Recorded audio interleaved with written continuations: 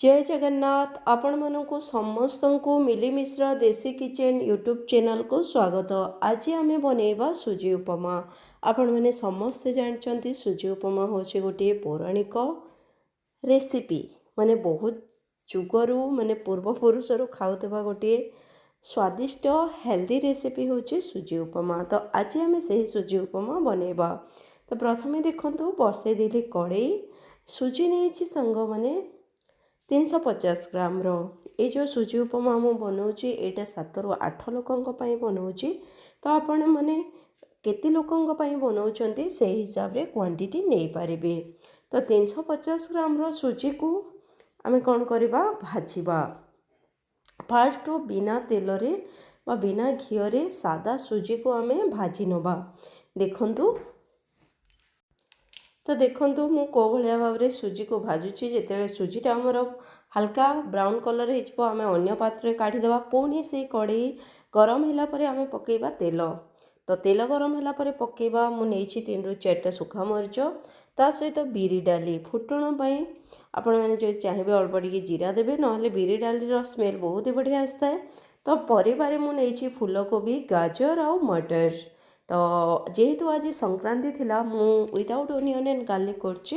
आपण मानकु जदि अन्य को परिबा पसंद आ घरे परिबा जोटा अवेलेबल अछि आपण माने देई परिबे। अल्प टिके बंधा कोबी हला बीन्स हला आपण माने ऐड करि परिबे। तो मो पाखरे टाइम कम थिला तो मु एतिकी ही परिवारे बनै देछि नै जेछि। तापरे आमे वेजिटेबल जेतले पकेबा सेतले देबा अल्प टिके लूण हळदी गुंड। तो देखंतु जिते परिबा पकेबे सेथिरे अल्प टिके लूण आउ हळदी गुंड माने स्वाद अनुसार लूण परिमाण अनुसार हळदी गुंड पकई देबे। तो देखंतु तापरे मु पकेली पानी आपण माने को प्रोसीजर रे।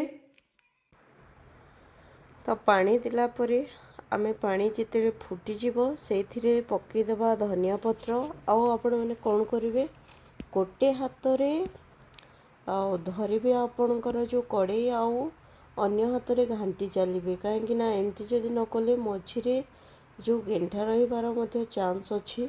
जेहेतु मु गोटे हाथ रे मोबाइल धरिकी रेकर्ड करछि सेतिपय अन्य हाथ रे देखंतु सुजी को केमती घांटुची।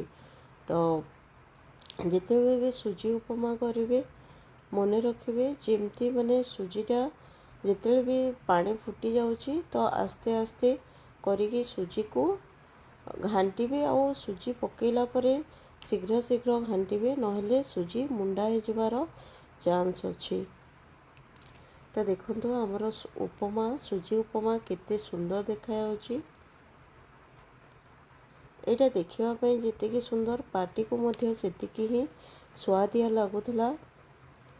तो मु आज संक्रांति पई बिना पियाज रसुण रे बनेछि पूरा सादा सीधा सुजी उपमा।